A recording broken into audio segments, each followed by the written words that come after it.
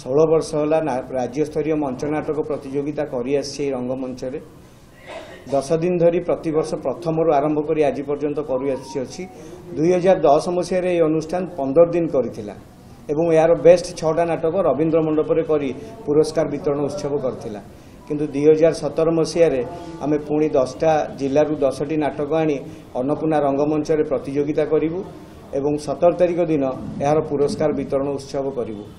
आमे best production पाउथिबा team की 15,000 टंका, द्वितीय सेकेंड बेस्ट प्रोडक्शन को 10,000 टंका, थर्ड बेस्ट प्रोडक्शन को 7,000 टंका कैश दबा सहित 27 गोटी पुरस्कार यथा best actor, best actress, best director, best writer, second best actor, second best actress एमती का 27टा पुरस्कार आमे भी प्रदान करिवु एवं प्रत्येक टीम जो माने आसीबे आमे ताहाकू 7,000 टंका लेखे तांकर नाटक परिवेषण करने पई खर्च बहन करिवु। समस्त टीम की आसीबा दिन ठारू गला पर्यंत समस्त खाइबा पीबा टिफिन लंच डिनर एवं रहिबा पई तांको अकोमोडेशन एसी रूम भी दिया जाउछि।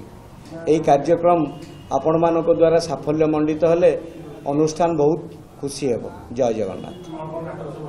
नाटक तो आमर 10 दिन भितर प्रथम दिन अछि पंचध्वनि नाट्य परिषद भुवनेश्वर नाटक भिन्न एक सहयात्री। द्वितीय दिन रोची आपणकर सोहेला बरगढ़ नाटक बुका। तृतीय दिन रोची जाँला खोर्धार नाटक मधुछंदा ब्राकेट रे बिल्लमंगल चिंतामणि कहानी। चतुर्थ रे रोची आपणकर संबलपुर अदूर्शनाट आश्रम नाटक तार शेष इच्छा।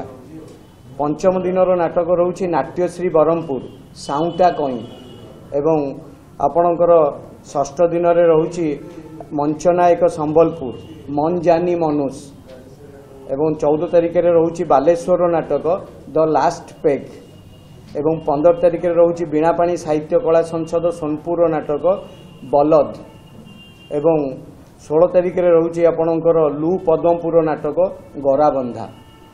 यही 10टी नाटक आपण माने अन्नपूर्णा रंगमंच रे 7 तारिख ठारू 16 तारिख पर्यंत अनुष्ठित हेबो एवं 17 तारिख दिन पुरस्कार वितरण उत्सव आरंभ हेबो। आपण मानको जनाऊँ जे प्रथम दिन आमर सांसद आसवा स्वीकृति प्रदान कर शेष दिन पुरस्कार वितरण उत्सव कौन भाविले किंतु पृथ्वीराज हरिचंदन आसवाई आमर आईन मंत्री ता भी सम्मति प्रदान कर।